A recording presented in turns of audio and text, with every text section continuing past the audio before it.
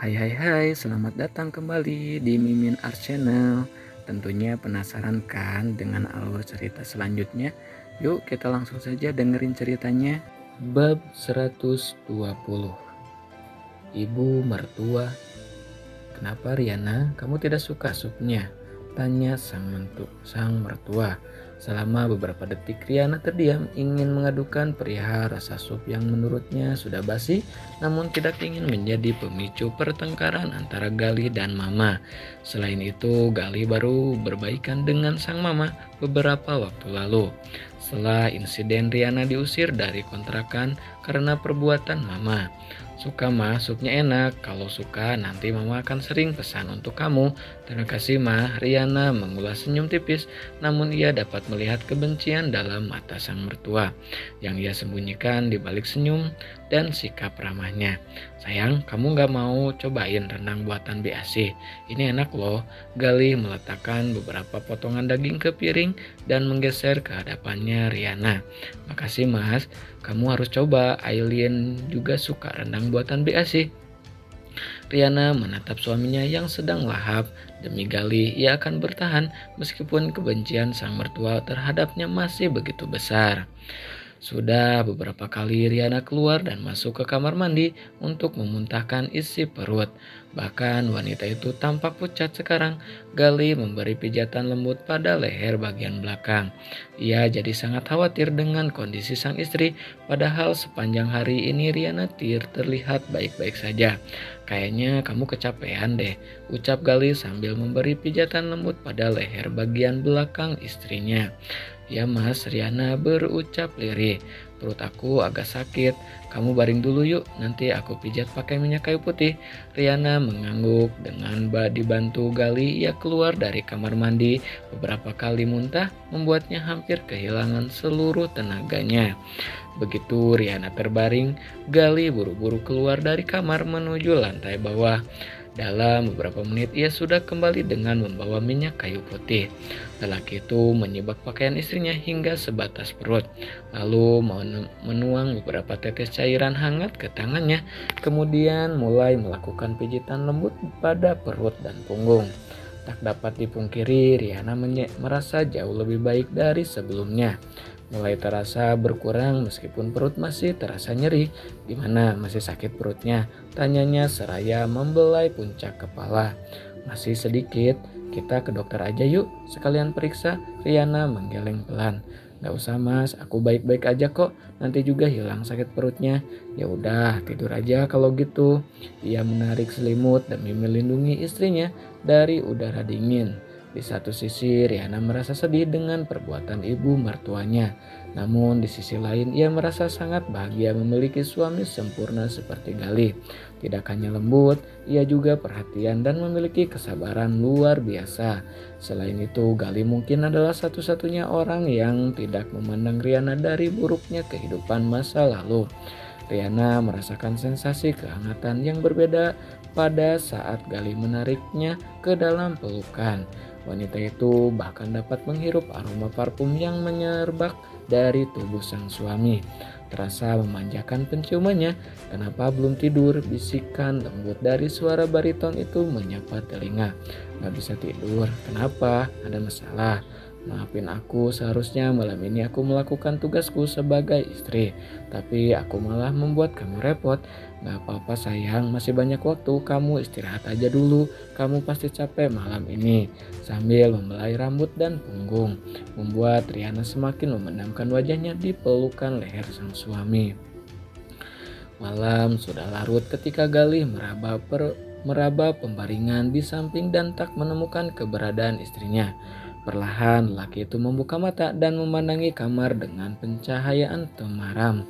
Di tempat tidur berukuran besar itu hanya ada dirinya seorang, tidak ada Riana di sana.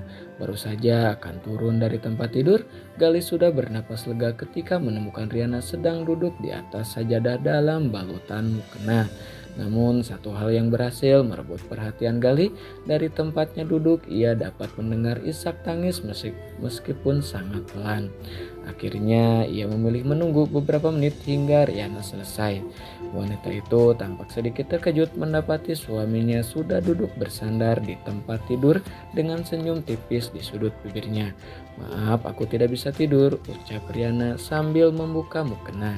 Senyum Gali pun perlahan redup saat mendapati mata istrinya yang sembab. Ia pun yakin bahwa Riana habis menangis. "Bisa kita bicara sebentar?" ucap Gali. "Tapi aku mau ke kamar mandi dulu." Riana berusaha menyembunyikan wajahnya, matanya yang sembab pasti terlihat oleh Gali. Karena itu ia memilih masuk ke kamar mandi dan membasuh wajahnya dengan air agar mata sembabnya sedikit tersamarkan. Dan ketika keluar dari kamar mandi, Gali sudah menyambut dengan uluran tangan. Riana tidak punya pilihan selain menyambut suaminya. "Kamu habis nangis ya?" bisik Gali. Ciuman singkat dibenamkan di kening. "Kenapa sayang?" "Gak apa-apa mas, aku cuma teringat ibu. Kamu bangun buat doain ibu kamu." Anggukan kepala dipilih Riana sebagai jawaban, membuat Gali kembali memeluk wanita itu. "Jangan sedih lagi, sekarang kamu sudah tidak sendirian lagi karena kamu punya aku dan mama. Anggap aja mama sebagai pengganti ibu kamu." Lagi Riana hanya mengangguk. Ia sembunyikan air mata yang mengalir deras dari matanya. "Perutnya gimana? Masih sakit?" "Enggak, tapi badannya lemas." "Ya udah istirahat yuk. Besok pagi kalau masih sakit kita ke dokter." Pagi-pagi sekali Riana sudah berada di dapur dan membantu Bi Asih memasak. Sejak tadi Bi Asih sudah melarang Riana, namun wanita itu bersikeras untuk membantu. "Aduh jangan mbak, biar Bibi aja. Mbak Riana kan menantu di keluarga ini. Nanti Den Gali bisa marah kalau lihat Mbak Riana kerja di dapur," ucap wanita itu. "Gak apa-apa Bi, saya kan bukan bekerja tapi buatin sarapan untuk suami saya." Wanita berusia 45 tahun itu hanya mengulas senyum. Ada rasa kagum kepada wanita yang menjadi istri majikannya itu. Tidak hanya cantik, Riana juga sangat santun dan lemah lembut. "Bi, tolong buatin saya jus apel." Suara sang nyonya besar menyapa pagi itu. Mama duduk di ruang makan sambil memainkan ponsel. "Baik bu," sahut Bi Kasih. "Bik, biar saya aja yang buatin mama jusnya," tawar Riana setelah melihat Bi Asih sedang repot dengan masakannya. "Benar, gak apa-apa mbak," ujar wanita itu dengan senyum semiring. "Iya Bi, nanti masakannya gosong." Riana segera mengeluarkan beberapa buah apel dari lemari pendingin dan membuatkan untuk sang mertua. Ia tambahkan sedikit gula dan susu ke dalam jus sesuai petunjuk Bi Asih. "Ini jusnya mah." Riana menggeser segelas jus ke hadapan sang mertua. Wanita parubaya itu hanya melihat sekilas. "Kenapa kamu yang bikin? Bi Asih mana?" "Bi Asih lagi masak mah, makanya aku yang buatkan." Tangan mama terulur meraih segelas jus buatan sang mantu, kemudian menempelkan bibirnya pada ujung sedotan. Sepasang mata wanita parubaya itu pun terpejam dengan ekspresi kesal yang tergambar jelas dalam matanya. "Apa-apaan kamu? Kenapa jusnya rasanya seperti ini?" Riana yang bingung seketika terdiam. "Tapi aku buatnya sesuai yang dikasih tahu Bi Asih." Sejak wanita itu tampak celingukan demi memastikan keadaan aman dan tidak ada Gali di antara mereka.